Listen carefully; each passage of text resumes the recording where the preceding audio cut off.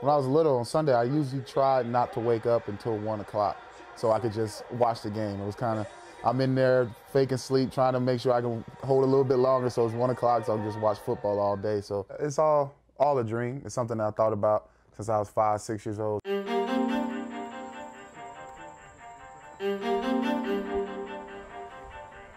That dream and the 1 o'clock wake-up calls are why Preston Brown is right here, right now.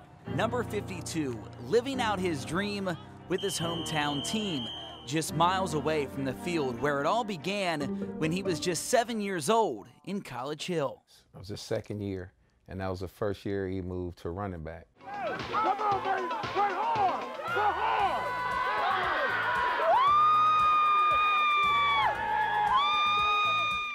Because that's when we would play people, they would like question his age. I mean, he had muscles, calves, arms, just he couldn't have been 7 years old. And so that's when it became real, but I didn't ever go overboard with it. It was like, just focus on where you are right now. You know, let's be one of the best. I mean, this is no exaggeration. People say, oh, he's gonna be a pro when he's 7 years old. It was like you could see something special. And the people who watched him play in his younger days were right.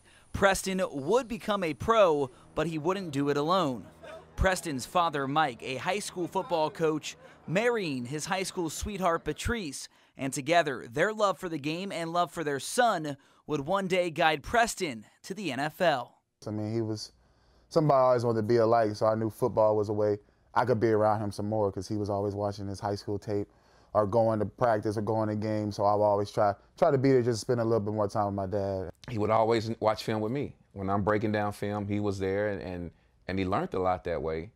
And then I could explain to him what I saw. And then when he played, we could look at film together. After my wife would film the games, and then he and I would look at it. And so that's when it became real. We promoted to having the little mini disc into the camcorder, but this is back when it's just the tape disc in the camcorder. A lot of them we can't really even salvage now. But yeah, we started off and yeah, just filming him. And I'm running down screaming, and this film's shaking, the camera's shaking, and Preston's running, and I'm screaming, you know, go baby, go! So just really some great, you know, memories. But yes, because he was a beast. After dominating youth football in College Hill, Preston would go on to become a standout at Northwest High School before earning a scholarship to play linebacker at Louisville, where he led the team in tackles as a senior. Charge to Louisville. On 1st and 10, Florida. Gillisley got drilled by Preston Brown, the middle linebacker. That's when the NFL dream started to become a reality, and this family's dream for their son came true.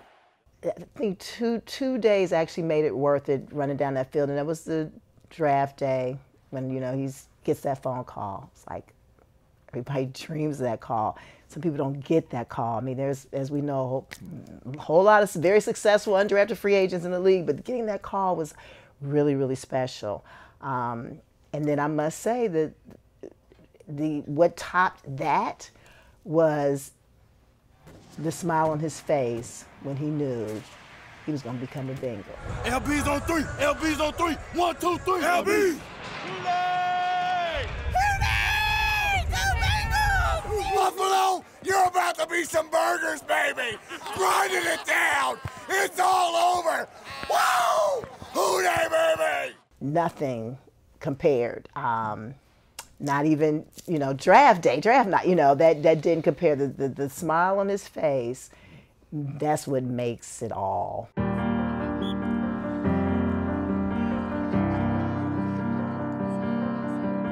All the 6-hour drives to Buffalo in the snow, getting in the car, 5 p.m. in Buffalo, driving back to Cincinnati, and being up for work on Monday morning. That was his sister, you know, Mike, my mom, other family.